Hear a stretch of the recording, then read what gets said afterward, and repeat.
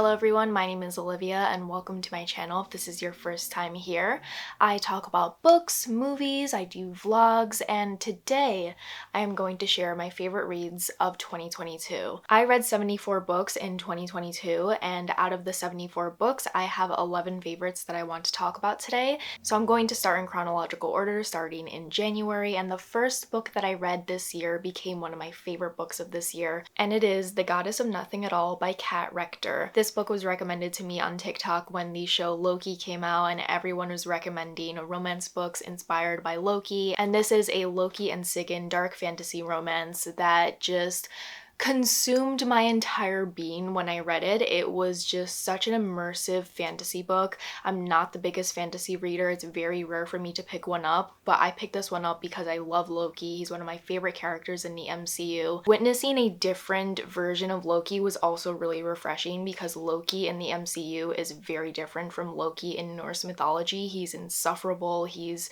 somewhat evil, he's a trickster, and he's always putting himself first before everyone else. So I loved learning more about Norse mythology.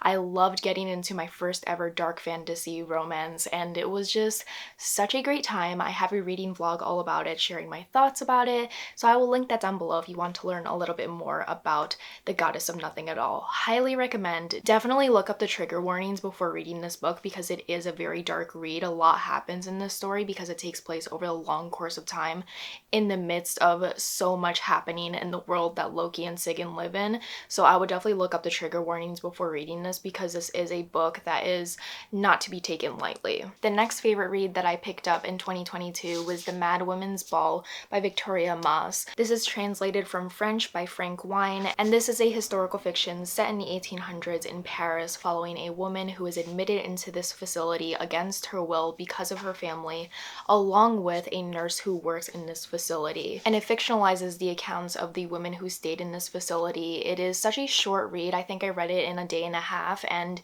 it was engrossing, engaging, and educational because I did not know about the mistreatment of women in these asylums in France during this time, and it just really opened my eyes to a piece of history that we don't really know a lot about because it's not taught in schools often. And I really loved the juxtaposition between the nurse and the patient and the two different lives that they live and how they slowly but surely intertwine over time, and it was just so full of emotion and so full of harrowing experiences, all within a short story that leaves you somewhat breathless because you are just immersed into this world that is just so unbelievable, but it actually happened. Then to lighten the mood after picking up those two very dark reads that became instant favorites of mine, I came across Rules for Visiting by Jessica Frances Kane. And this is a literary fiction following a woman who is a botanist who goes on sabbatical, and she decides to spend her time visiting her friends who she doesn't feel necessarily connected to after all these years of being an adult, living your separate lives, and slowly but surely losing touch. So she spends her time off of work visiting these friends and getting to know their lives in the present moment. Some are mothers, some are dealing with broken marriages, some turn out to not have the same type of interest and personality that they previously had, and the main character is learning that she doesn't really feel connected to them anymore.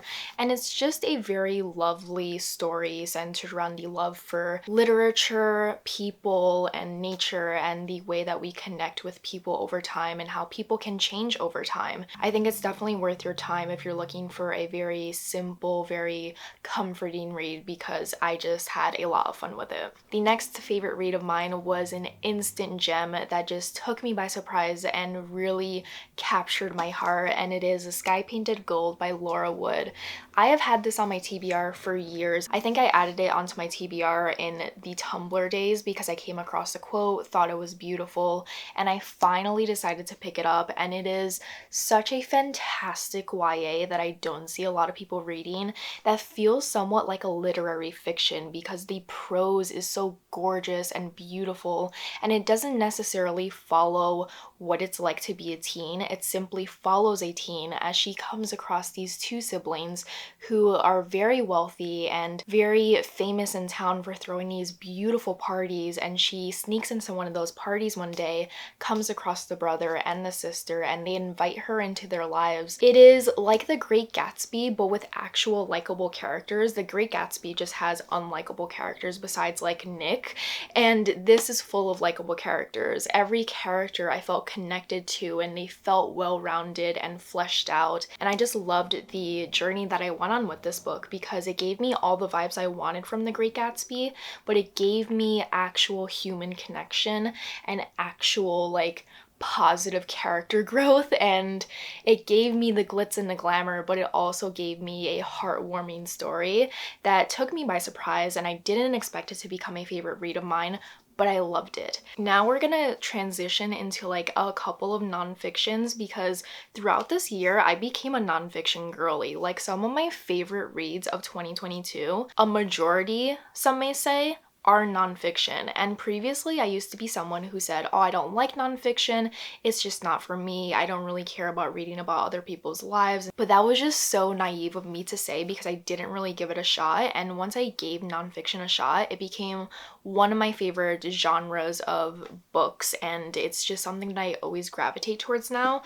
And one book that I could not stop talking about in 2022 is Untamed by Glennon Doyle. I'm sure you're all like, oh my god, please stop talking about this book.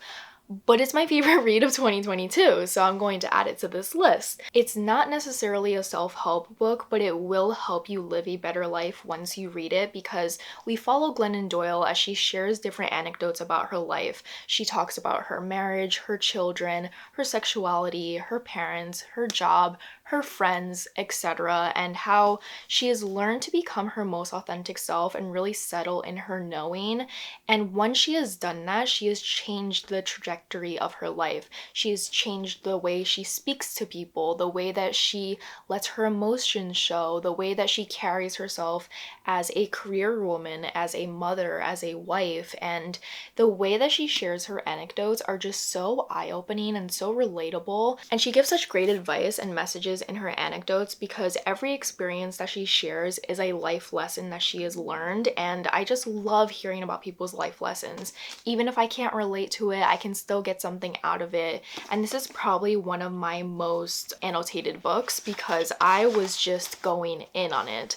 I was highlighting nearly every single page. It is just a phenomenal nonfiction. Can talk about it for hours. I probably have, if you were to compile all the video clips of me talking about this book in different videos, but I cannot stop recommending it. It's so good. So, so good. Now let me share with you the second ever audiobook to make me cry, and it is Viola Davis's Finding Me.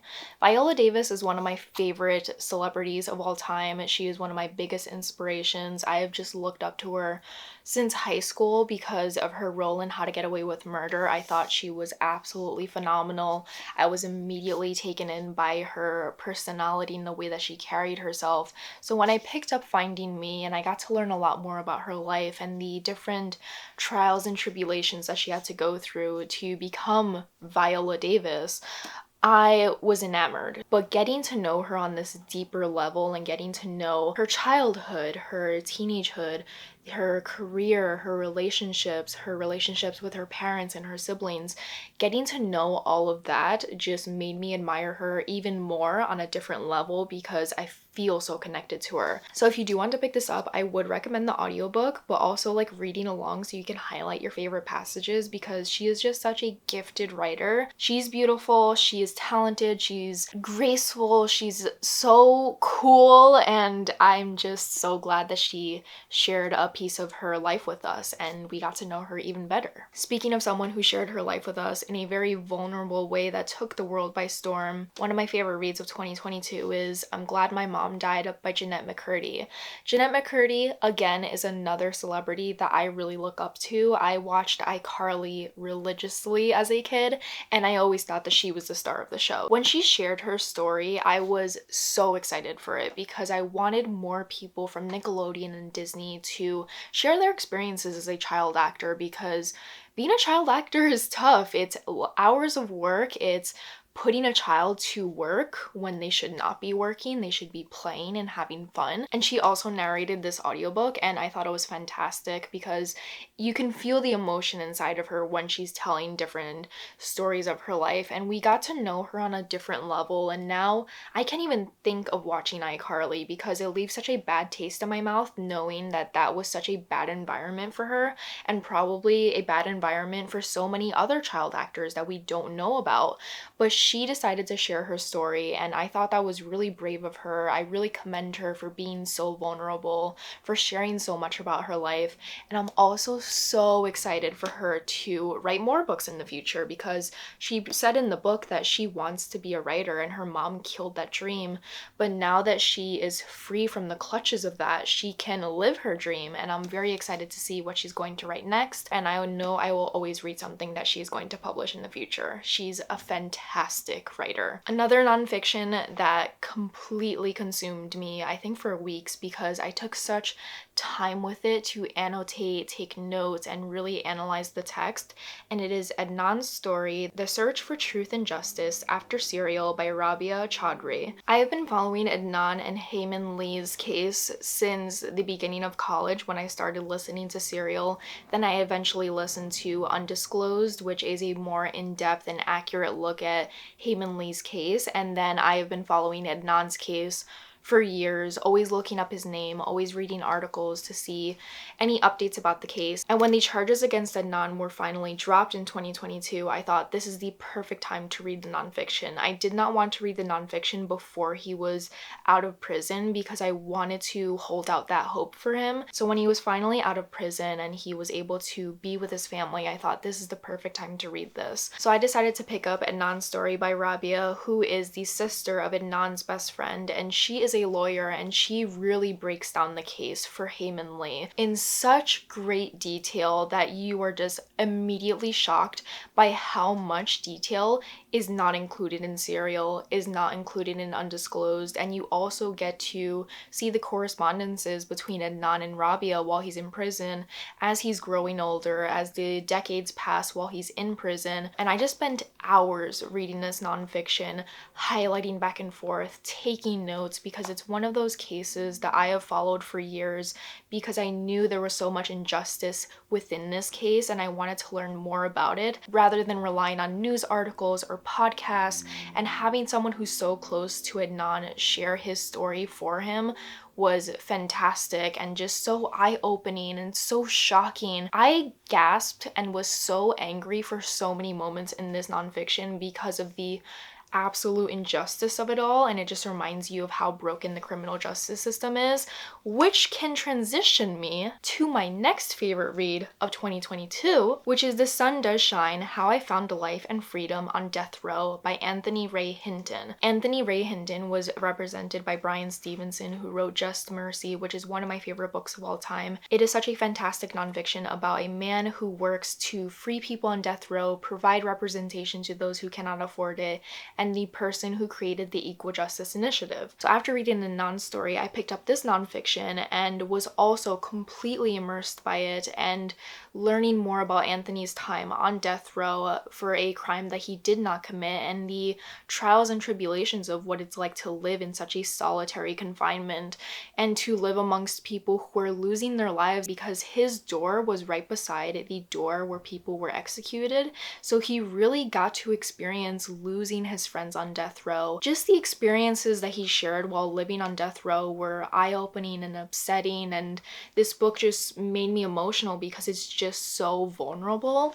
All these nonfictions that I read this year were incredibly vulnerable, but if you have read Just Mercy by Bryan Stevenson, I would highly recommend picking up The Sun Does Shine by Anthony Ray Hinton right after, because you get to see their interactions in Anthony's book and you get to see their interactions in Just Mercy, and getting to learn more about Anthony was just amazing because he is probably one of the most positive, heartwarming, just hopeful man I have ever had the experience of getting to know via a book. Because even though he was on death row, even though he could have lost his life at any moment, he maintained this hope that is unwavering and so admirable.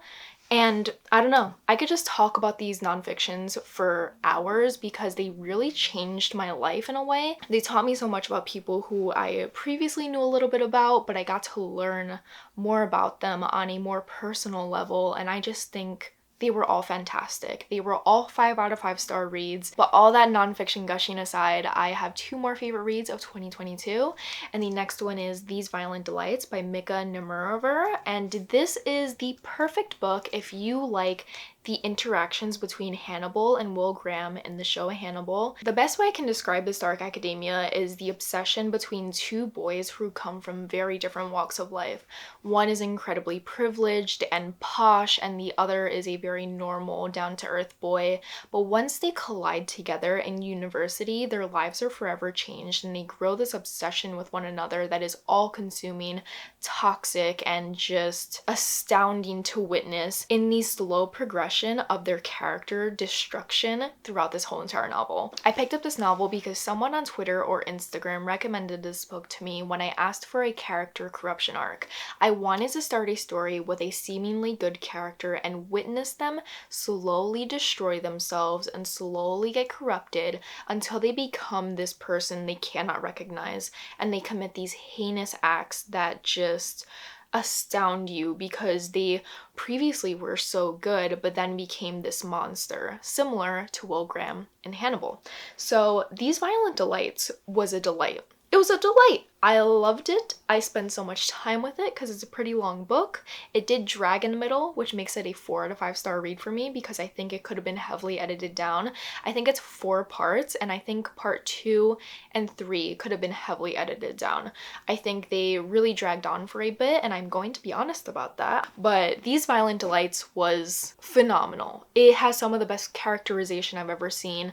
It is posh, it is pretentious, it is everything you would want out of a dark academia, but done well. Because for me, dark academias are hit or misses. Sometimes I love them, sometimes I completely despise them, and I think they miss the mark. But this one really examines what it's like to have these 2 characters be so obsessed with each other. It was such an amazing read. And last but not least is one of my favorite books of all time. Not just of 2022, of all time, and it is The Letters of Vincent van Gogh. I picked this up because people continually shared quotes from Vincent van Gogh on Tumblr, and I always thought to myself, where are they getting these quotes? Because I feel like he didn't do interviews because people didn't really care about his art while he was living, so where are they getting these quotes? And then I realized it's from this collection.